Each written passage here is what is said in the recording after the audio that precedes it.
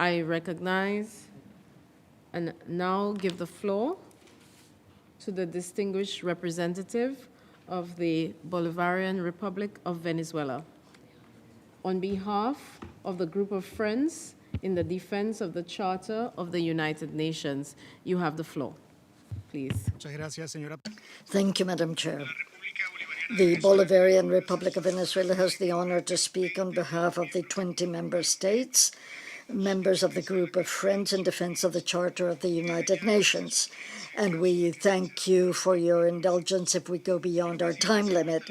Madam Chair, since this is the first time we take the floor at this current session, allow us to convey to you our best wishes as you assume the chairmanship of this special committee, as well as to the other members of the Bureau, while expressing also our appreciation to the representatives from DPPA and DGC for their much valuable presentations. Madam Chair, decolonization is one of those files in which the United Nations has indeed made great progress. There are multiple success stories, as demonstrated by the expansion of the membership of our organization. Today, we are a total of 193 member states, in comparison to 51 when the United Nations was established in 1945. Nevertheless, the task remains uncompleted. 17 non-self-governing territories, plus Palestine and Puerto Rico, still look up to us for ensuring that their inalienable right to self-determination is fully realized. Despite the fact that over 60 years have passed since the adoption of the landmark GA Resolution 1514, much still remains to be done in order to truly and effectively achieve the total eradication of colonialism in all its forms and manifestations. We therefore take this opportunity to reiterate our historic and principled positions on items under the purview of this special committee, to express our firm adherence to the provisions of the Declaration on the granting of independence to colonial countries and peoples, and most importantly, to reaffirm our unwavering political commitment to put an end to colonialism and ensure the full realization of the inalienable rights of each and every non-self-governing territory, while calling on the occupying and administering powers to constructively engage in a dialogue that will allow us to finally reach a fair and comprehensive solution to each and every one of these pending questions. In this context, while we recognize ongoing efforts by the UN Secretariat on dissemination of information and decolonization, we call on all relevant departments respectfully, particularly DGC and DPPA, to continue and further expand its activities in this important field, including in the field of remembering colonialism, its root causes and consequences, bearing in mind that such efforts are critical not only for drawing attention to the complex realities and challenges faced on a daily basis by the peoples of non-self-governing territories, but also for raising awareness on these important causes with a view to rallying the international community around them. We stress in this connection the importance of using all possible means for the dissemination of information on decolonization, both traditional and alternative outlets in all 6 official UN languages, as well as of including in relevant publications information on all options available for the peoples of non-self-governing territories for the realization of their inalienable rights, including to sovereignly and freely decide their own destiny.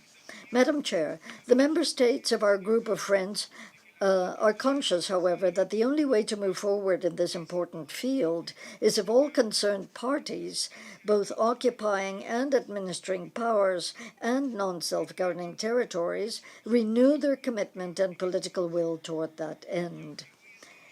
While nowadays focus of the international community is being put on other pressing challenges, we must not lose sight of the questions regarding decolonization, as the yearning for freedom and justice of millions of people have already been protracted for way too long, while negatively impacting both the rule of law at the international level and the very purposes of the Charter of the United Nations, namely the principle of equal rights and self-determination of peoples as foreseen in Article 1.2.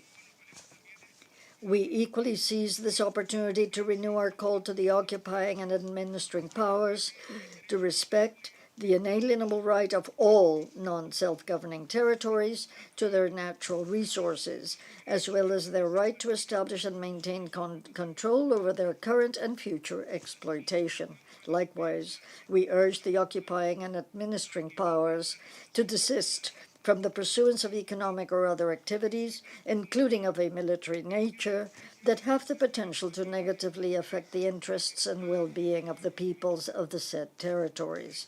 In this context, for instance, the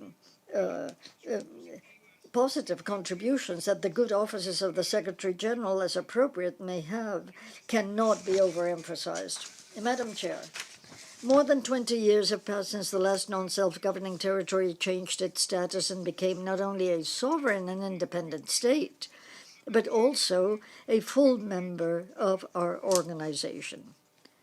Today, when we find ourselves immersed in the fourth international decade for the elimination of colonialism, we ask ourselves, how much more time has to pass before the just and legitimate aspirations for peace, justice, and freedom of the 17 non-self-governing territories that remain in our agenda, plus Palestine, the occupied Syrian Golan, and Puerto Rico, can be carried out?